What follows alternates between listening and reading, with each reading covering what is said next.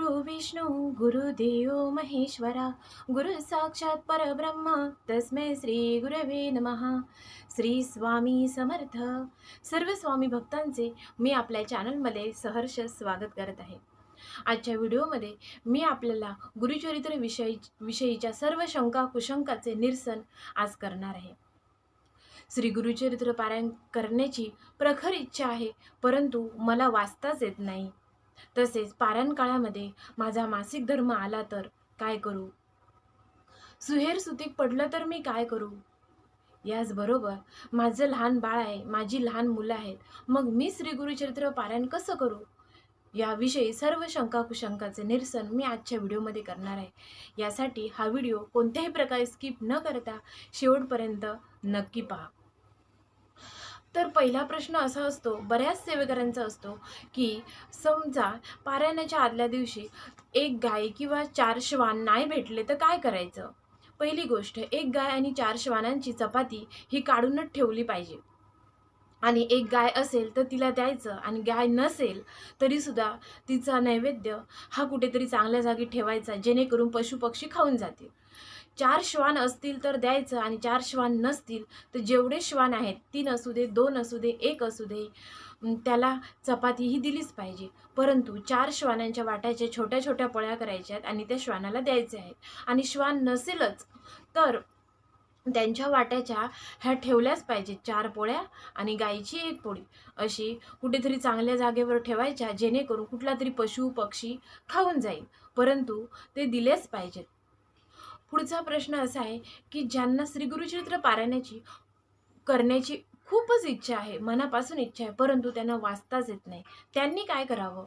तर त्यांनी आपल्या घरातील किंवा आपल्या ओळखीची एखादी व्यक्ती अशी जी तुम्हाला ही पारायण करून देईल, परंतु ती व्यक्ती अशी असली पाहिजे की तिने 7 दिवस श्री गुरुचरित्र पारायणाच्या नियमांचे पालन केलेच पाहिजे. अशी व्यक्ती आपल्याला शोधली पाहिजे. याचबरोबर त्या व्यक्तीची एका जागी 2.5 ते 3 तास बसून पारायण करण्याची क्षमता असली पाहिजे, आणि कंटिन्यू 7 दिवस तिने हे पारायण केलं पाहिजे. अशीच व्यक्ती शोधायला पाहिजे.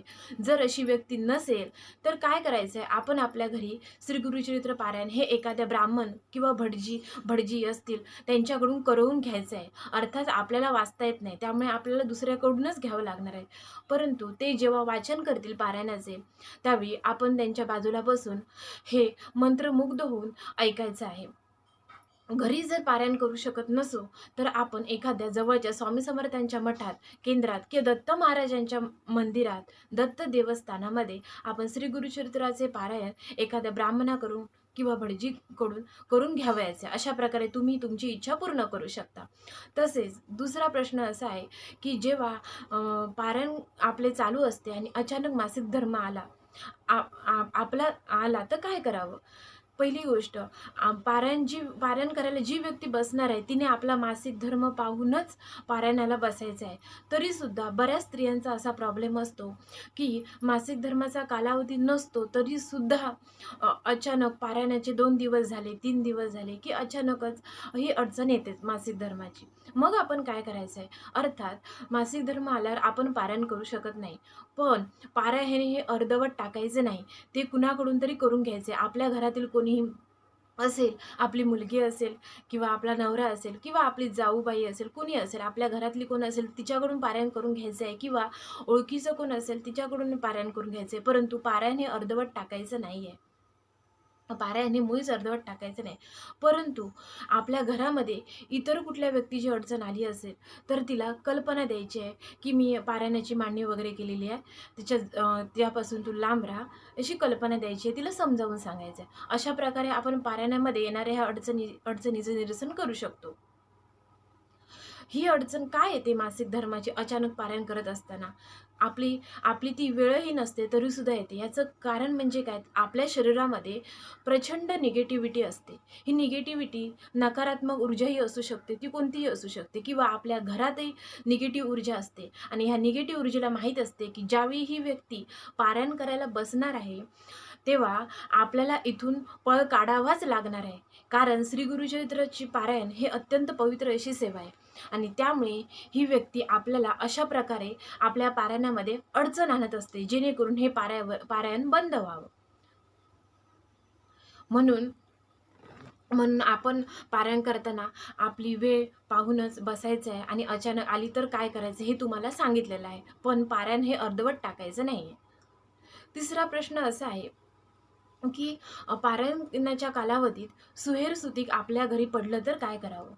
समजा अचानक सुहेर-सुतीक पडलं आपल्या पारायण चालू असताना, तर अर्थात आपल्या घरी सुहेर-सुतीक आहे, याचा अर्थ आपण पारायण तर करूच शकत नाही, पण आपल्या घरातील कुठलीही व्यक्तीही पारायण करू शकत नाही.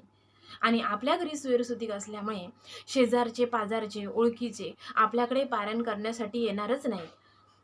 मग आपण काहीच करू शकत नाही. त्यासाठी सुहेर-सुतिकाचा जो कालावधी आहे 10 दिवस आहे, 11 दिवस आहे, तो पूर्ण झाल्यानंतर नंतरच आपल्याला पारायण करायचं आहे. परंतु हे पारायण पुन्हा सुरू करायचं आहे. पुन्हा सुरू करायचं आहे, नव्याने पारायण करायचं आहे. पण तोपर्यंत काय करायचं आहे, ज्या दिवशी सुहेर-सुतीक पडणार आहे, तेव्हापासून आपण आपल्या देवघरात, देवखोलीत जायचं नाही किंवा गुरुचरित्र पारायणाची मांडणी जिथे केलेली आहे, तिथे आसपास जायचं नाही की गुरुचरित्रच्या ग्रंथाला हात लावायचा नाही आहे.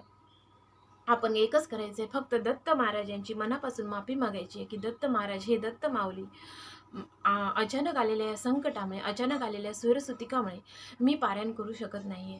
तर मी हे पारायण ते सुहेर-सुतिक संपल्यानंतर निश्चितच पुन्हा करणार आहे. तुम्ही फक्त माझी पारायण करण्याची इच्छा पूर्ण करून घ्या, अशी विनवणी आपल्याला करायची आहे. आणि आपले ज्यावेळी सुहेर-सुतिक संपेल, तेव्हा आपण पारायणाला बसायचं आहे, नव्याने पारायणाला बसायचं आहे.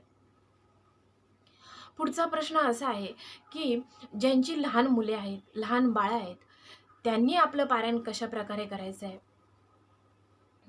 तसेच स्त्रियांनी गुरुचरित्र पारायण करावे का? ह्या दोन्ही प्रश्नांची उत्तरं तुम्हाला देणार आहे.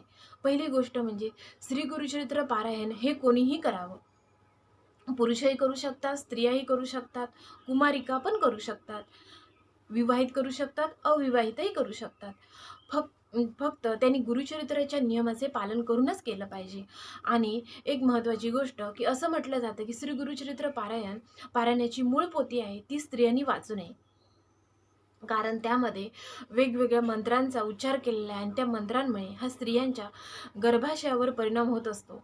म्हणून स्त्रियांनी पारायण करू नये असं म्हटलं जातं. मग यावरती एकच उपाय आहे आणि तो म्हणजे तुम्ही श्री गुरुचरित्र पारायणासाठी जी पोथी वाचणार आहात, जो ग्रंथ वाचणार आहे श्री गुरुचरित्र पारायणासाठी, तो ग्रंथ हा आपण दिंडोरी प्रणीत घ्यायचा आहे. दिंडोरी प्रणीत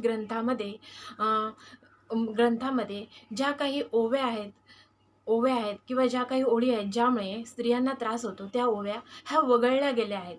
त्या वगळून तयार केलेला हा श्री गुरुचरित्र ग्रंथ आहे. त्यामुळे स्त्रियांनी दिंडोरी प्रणीत श्री गुरुचरित्र ग्रंथाचे पारायण करायचे आहे. आता ज्यांची लहान मुलं आहेत त्यांनी कसं पारायण करायचं आहे? तर पहिली गोष्ट, ज्यांचं बाळ अतिशय लहान आहे, 6 महिन्यापर्यंत आहे, कमीत कमी 6 महिन्यापर्यंत आहे, त्यांनी श्री गुरुचरित्र पारायणाला बसायचंच नाही आहे. कारण हा कालावधी हा हा हा आई आणि बाळासाठी असतो. आईला आपल्या बाळाची गरज असते, तसेच बाळालाही आपल्या आईची गरज असते. त्यामुळे 6 महिन्याचे बाळ ज्यांचं लहान आहे त्यांनी पारायणाला बसायचं नाही आहे. त्यापेक्षा जी मोठी आहेत, 1 वर्षाची आहेत, 1.5 वर्षाची आहेत, 2 वर्षाची आहेत, त्यांनी पारायण करू शकतात. परंतु त्यांच्या मुलांना सांभाळणारं कुणीतरी असलं पाहिजे, की जेणेकरून तुमच्या मुलांची जबाबदारी ती व्यक्ती घेऊ शकेल. अशी घरात कुणीतरी असली पाहिजे, तरच तुम्ही पारायणाला बसा. कारण आपल्या मुलांना सांभाळणारं जर कुणी नसेल, तर आपण 2.5 ते 3 तास एका जागेवर पारायण जेव्हा करत असतो, तेव्हा पारायणामध्ये अडथळा येतो. लहान मुले किरकिर करायला लागतात किंवा रडायलाच लागतात, हट्टीपणा करायला लागतात. मग तुम्ही काय करणार आहात? अर्थात ते पारायण अर्धवट टाकून आपल्याला आपल्या मुलांकडे बघावं लागतं आणि त्यामुळे पारायण करताना खंड पडतो. म्हणून ज्यांच्या मुलांना सांभाळणारं कुणीच नाही, आपल्या कुटुंबात, घरात सांभाळणारं कुणीच नाही, तुम्ही एकटे आपल्या मुलांची सांभाळ करत आहात, तर तुम्ही श्री गुरुचरित्र पारायणाला बसू नका. कारण पारायणामध्ये खंड पडत राहणार, मुलं चिडचिड करणार आणि तो राग आपण त्या आपल्या मुलांवर काढत असतो आणि त्यामुळे त्या पारायणाचा लाभ आपल्याला होणार नाही. यासाठी तुम्ही जर एकटे आहात आणि तुमच्या मुलांना सांभाळणारं कोणीच नाही आहे, तर तुम्ही पारायणाला बसू नका. याऐवजी तुम्ही संक्षिप्त श्री गुरुचरित्र पारायण एका दिवसाचे करा, नियमांचं पालन करून. एका दिवसासाठी करा. स्वामी चरित्र सारामृताचं पारायण करा. या पारायणाला एक वेळ माफी मिळते, पण श्री गुरुचरित्र पारायणामध्ये खंड पाडता येत नाही. अशा प्रकारे मी आपल्या सर्व शंका कुशंकाचे निरसन थोडक्यात आणि मोजक्या शब्दात केलेले आहे. या व्यतिरिक्त अजूनही तुमच्या काही शंका असतील तर तुम्ही कमेंट बॉक्समध्ये नक्की विचारा. तसेच झालेली ही संपूर्ण सेवा मी स्वामी समर्थ आईच्या चरणी अर्पण करते. तोपर्यंत सर्वांना माझा नमस्कार.